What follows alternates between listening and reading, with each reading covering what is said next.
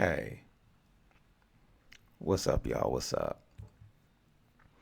Welcome to the Pugilistic Linguistic Show. I am your host, Michael Foster, the voice of reason in an increasingly unreasonable world, and I have returned. Before I get started, like I say all the time, tell your friends, tell your Romans, tell your countrymen about this podcast. Get it out to the masses. Tap your neighbor on the shoulder and say, neighbor, I like this dude. You should listen to him. He's got some interesting takes on some interesting stuff. Or tap your neighbor on the shoulder and say, I can't stand this guy. Listen to him. Tell me you hate him too. Like I say before, friends don't let friends hate by themselves. If you listen to on YouTube, like, share, subscribe, hit the bell. We got PayPal and Cash App in the description if you want to support. So, where do I start with this one? This is election season, like I said before in the previous episode. I am definitely insufferable this time of year, especially in races and cases that I actually am interested in. And of course, I'm interested in this election, probably more than any other ones I've ever been. Well, maybe Barack's first one, but that was for more vanity reasons. This is a existential threat to our way of living, I truly believe. So, yeah. But I don't even know how to approach this topic. So I'll just hit it head on. Donald Trump's an idiot. He is a card-carrying, blithering, padded cell idiot. But what makes Donald Trump so dangerous is not just the fact that he's an idiot. It's the fact that he's an idiot with a following. And probably even more dangerous than that, he's an idiot with a following, but he's also an idiot with some smart and sinister people propping him up. There are people behind Donald Trump, and Trump is doing their bidding. Now, I won't attempt to psychologize this dude and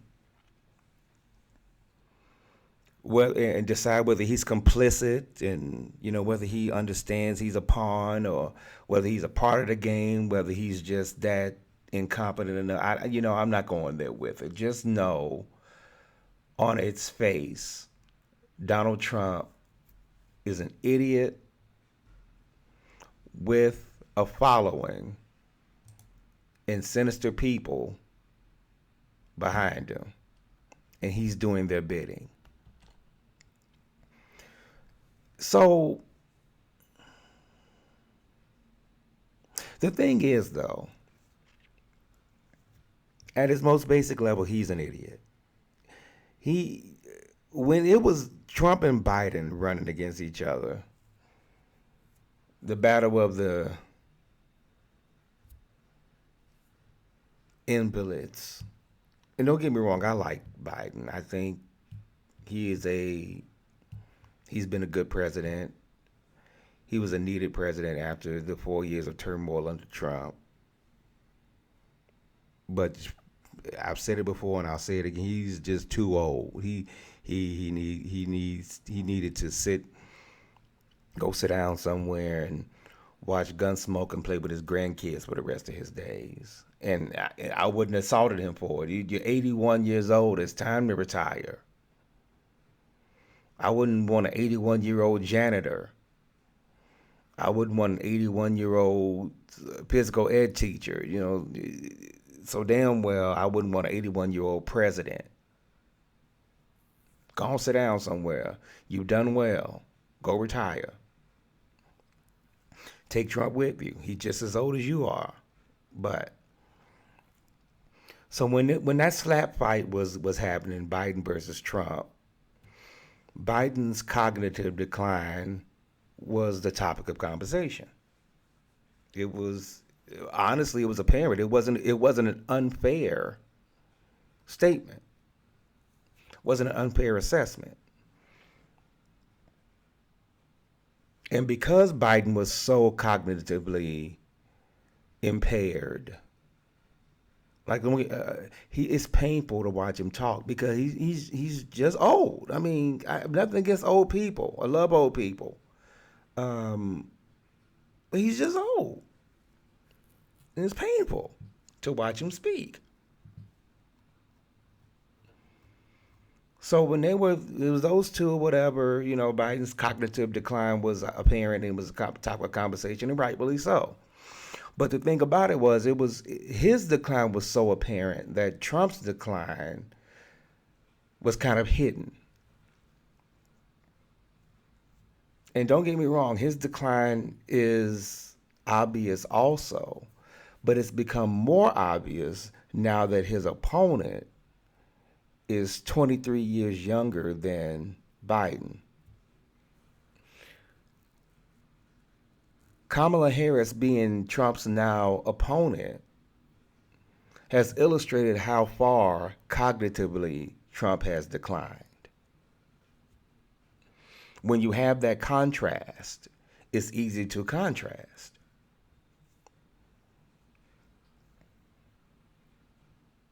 So Trump goes on his traveling reverse minstrel show around the country, and all politicians have a not Trump speech, Lord, stump speech. It's a speech today. It's a used speech. It's a I can't even think about how I want to characterize it, but it's a tried and true speech that you use in different rallies that gets your point across. You may cater it to your area, you may cater it to where you're speaking or who you're speaking to, but it's the same general speech. So his stump speech is just insane. And I use the word insane a lot, but I don't have an explanation for it. No, this is truly insane. Donald Trump, 3-time presidential nominee, 78 years old, on the campaign trail. First of all, he doesn't campaign nearly as much as he probably should. And I think that's by design. There was a pundit that says basically the more people see of Donald Trump, the less they like him. So maybe his light campaigning schedule is a part of that. I'm sure a lot of it is because he's almost 80. Jet setting him around the country day after day after day is not good for a younger person. So I can't imagine it being good for a potential octogenarian. But he goes on these speeches and they are absolutely unhinged. Now, the unhingedness, if that's a word, has become more readily apparent recently. I'll get to that in a second. But earlier in the summer, probably around the time Kamala became the nominee, Trump's speeches just took on this otherworldly weirdness where he's talking about the late, great Hannibal Lecter and he's coming to have you for dinner. And I really believe that he was mistaking asylum seekers to mistaking them with people in actual asylums, like crazy folk. So when he hears asylum seekers, he's thinking crazy folk are coming in the country, like Hannibal Lecter. I really believe that's the connection he made in his head. Then he goes start talking about whether he would rather be electrocuted or eaten by sharks or just absolutely crazy shit. But the thing about it is, I believe he believes what he's saying is coherent. And I think that right there should disqualify him. But, I said it in the previous episode, just he's the most aggrieved billionaire I've seen in my life. I've seen poor people who don't have as many problems in their lives as he apparently does. Nobody likes me. Nobody treats me well. Nobody kisses my ass. Nobody this, that, and the third. Whatever. He's the most aggrieved billionaire I've seen in my life. Something always wrong. Now, think back in your life. The people that you encounter in your day to day. Hey, how you doing today? Oh, well, my dog ran away and then, my husband's not treating me right and he doesn't smile anymore when I come in the house, and I came outside, my tire was flat. After you hear that time and time and time and time and time and time again, you're going to stop asking. You don't care anymore. I'm tired of hearing you whine about shit. We all got something. He's a so-called billionaire, which I don't believe, but they say he's a billionaire, whatever. But he's just whiny. He's just a whiny little brat.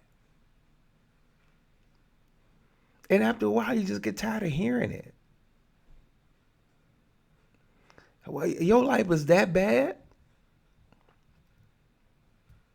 You ain't got to worry about making groceries. You ain't got to worry about losing your job. You ain't got to worry about car notes and gas prices. And you ain't got to worry about none of that shit. The hell wrong with how your life so bad? You can run for president with no qualifications and actually get it. You can run for president and have all these people follow you and you don't have a plan. You got this cult behind you or whatever. How your life that bad?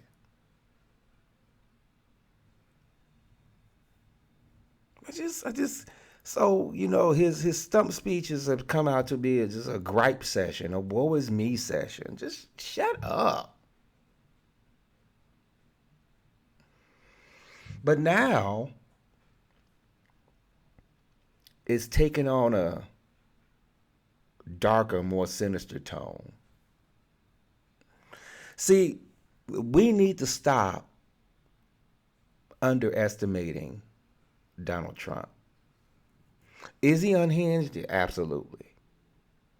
Is he cognitively impaired? Absolutely. This weave he talks about, where he goes over here and talks about 9 different things and brings it back, has nothing to do. That isn't a weave. That is an inability to stay focused. Maybe it's the so-called stimulants that everybody says that he's on. I don't know for sure. The symptoms are there, the signs are there, but whatever. But we need to stop selling him short.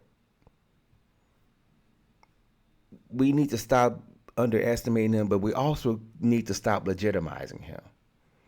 And this is where it gets complex, because you have to acknowledge what he says in as much to point out the absolutely absurdity of what he says and the the bigotry, racism, xenophobia, misogyny, all that stuff, any other word that you can use are the things he says. We have to point that out. But we also need to stop legitimizing it. And we need to do what we do to bullies or people like him, that we dismiss them. We can't allow him to absorb or suck in all the oxygen in the room to where legitimate topics get overlooked. And we also need to stop grading him on the curve. Okay, that's a lot to say, so let me break it all down. We need to stop underestimating him from the standpoint of being dismissive. He's just an old man or barking at the clouds, yelling at the clouds or whatever. No, look, Donald Trump has come up with some really messed up proposals, and he has tried to implement almost all of them. Maya Angelou said, when a man tells you who he is, believe him the first time. Donald Trump has told us who he is, and what he's all about. And everybody in his atmosphere has contorted themselves into pretzels trying to explain away what he meant. The thing is, see, they're throwing stones to hide his hands. It's that don't watch my left hand while the right hand's doing all the damage. You have to be cognizant of that. But we also can't legitimize and normalize it. We also can't get numb to it. We can't legitimize it. We can't just allow him to just say what he just said. We can't. Because he is an avowed bigot. He's a misogynist. He's a xenophobe. He wants America to be white again. Let's just keep it a buck. I'm going to keep it tall with y'all. Donald Trump wants a white America. There's no other way to put it. And what I hate is mainstream American media has relinquished their journalism licenses in the ability to, or in the desire to be entertainment. A journalist will call it how he sees it. Donald Trump wants a white America. The fact that America is no longer all lily white is a problem for Trump and his supporters. Period. That is undeniably the case. Period. I've said it before and I'll say it again. Trump tapped into a vein in America. They all hate the same people. That is the rise of Trump. He hates the same people they hate. And they don't care if he screws them, as long as they don't care if he screws them, as long as he screws the people they hate also. That's just the way it is. But the American journalism, American quote unquote media, corporate media, refuses to call it how they see it. There's a new term that's been used this election cycle I never heard before called sane washing. And the gist of it is they are trying to position this race as an even run between people who are the same or similar mentally, ideologically, as if this is an even fight. It ain't even, y'all. Kamala Harris has to come with all this policy and all this technical stuff. And all Donald Trump has to do is just be upright and spit out English words. And the media treats them as equals.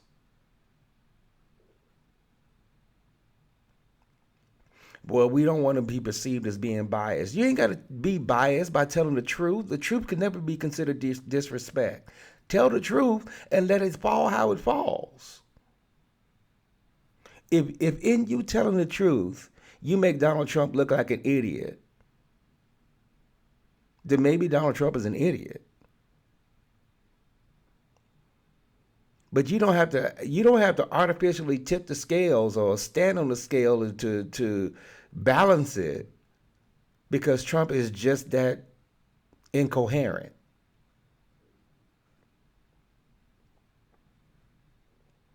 The media is as much as an accomplice to Donald Trump as anybody else, and MAGAism as anybody else, because they refuse to call a spade a spade.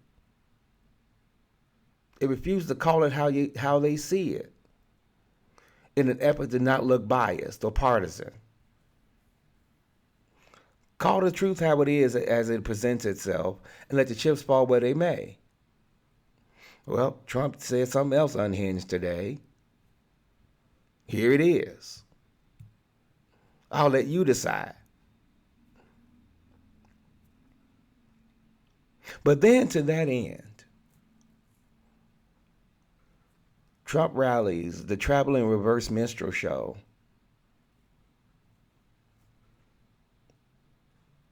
has really gotten dark, mean, and hateful. Because now this whole migrant eating pets in Springfield, this is their talking point. This is their rallying cry to their people. And look, I don't relish talking about people. I don't relish speaking about people's intelligence or lack thereof. But there are basically two camps of Trump supporters. The first camp are the millionaires and billionaires who don't have a worry in the world other than how much more money can I make. To those people, the social programs that Trump is trying to implement, all this Project 2025 stuff doesn't directly, they don't care. I got enough money that whatever.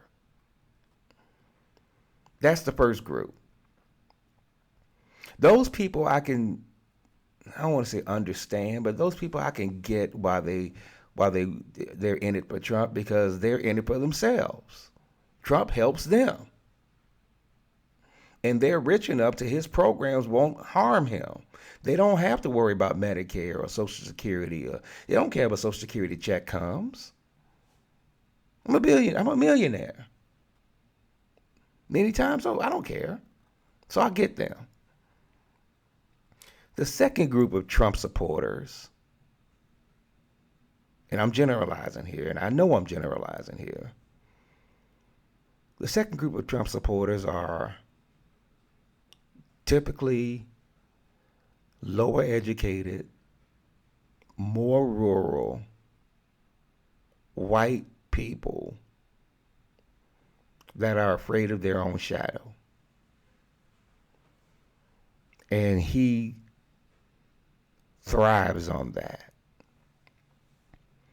All Trump has to do is go up there in front of them and wave his hands a few times Ooh, shiny, that kind of shit. And then go up and frighten them, saying the big bad colored people are coming for you. Now it's not coming for you, they're coming for your pets. And you know how white folk feel about their pets. But the big bad colored people are coming for you. The reason why he refuses to pronounce Kamala's name correctly is because he is trying to hammer the point home that she is not one of us. She is an other. She is different. She is so different that I can't even pronounce her name. That's calculated. That's intentional. And all of his acolytes do the exact same thing. It's calculated. It's intentional. She is not one of us. She is one of those others. Like the Haitians that are eating pets. She looks like them. This is calculated. Donald Trump wants to make America white again. His supporters, that second group of supporters, also want to make America white again. They are afraid of the darkening of America. And they're easily scared. Now, if you stand back and objectively look at this, ain't no Haitians eating cats. You know how hard it is to catch a cat and try to eat it? Let's just start there. Ain't no Haitians eating cats. And they know it. But they buy into the narrative of they're different. They don't belong here. They're the other. And they're trying to tie Kamala to that. That's why they mispronounce her name. That's all calculated.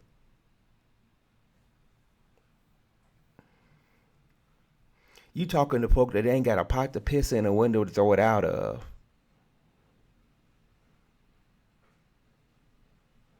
And you making it sound like the big bad black people are coming in to take their pot.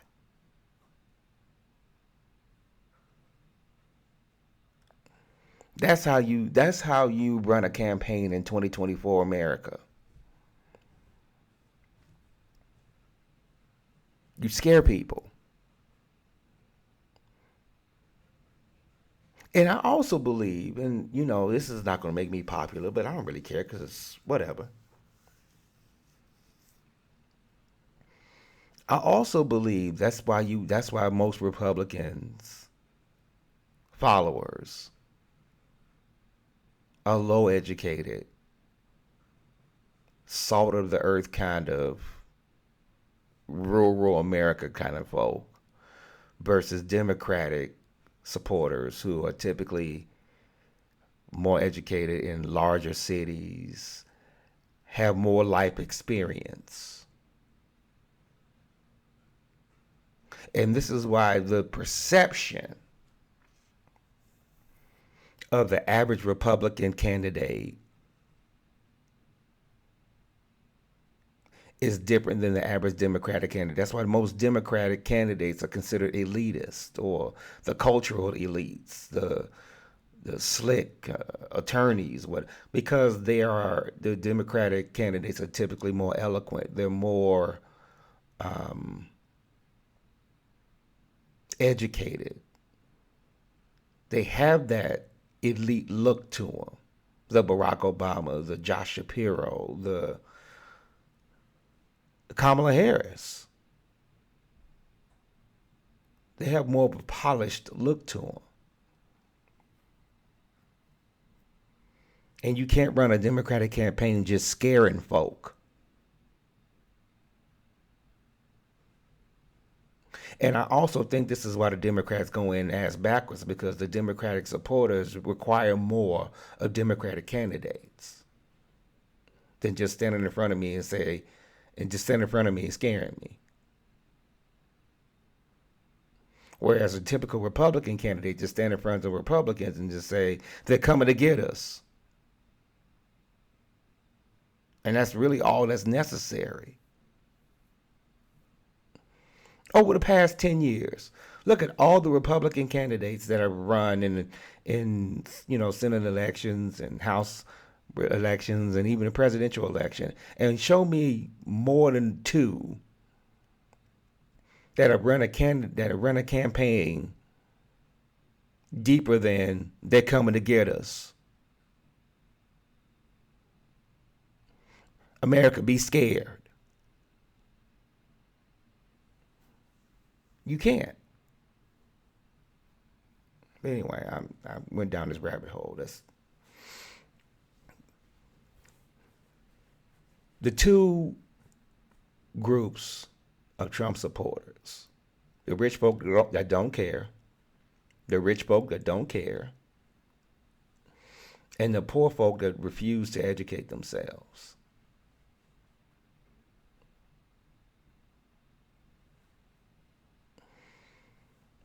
And then the American media, who sane washes everything that Donald Trump says.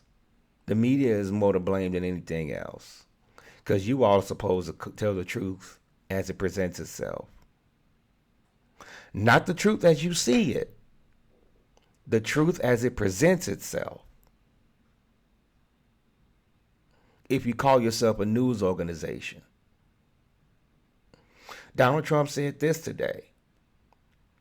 Kamala Harris said that today. Here are the facts.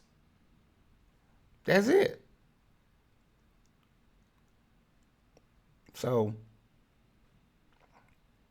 get out and vote. Don't fall for the banana in the tailpipe. Don't fall for that sane washing. Don't fall for the blatant racism unless that's how you get down. And you know what? I could respect you if you said that's how you get down. If you would just stop hiding behind your hood, I can respect you. I may not like you, but I can respect you.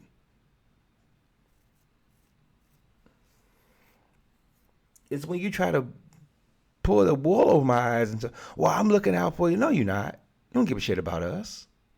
You don't give a shit about anybody darker than you. So let's keep it a buck.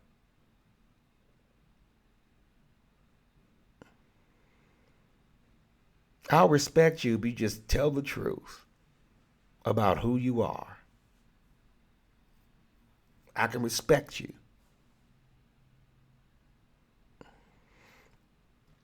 But let's not underestimate Trump. He's got some real sinister people behind him that are propping him up.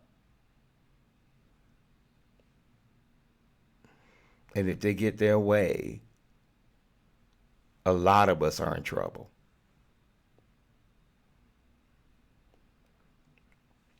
Anyway, I'm going to get on down.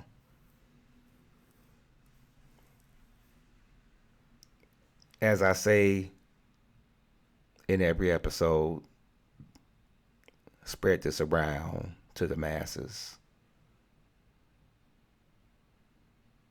Spread this around to the masses. Get it out to everybody. I got something to say, and I think people need to hear it.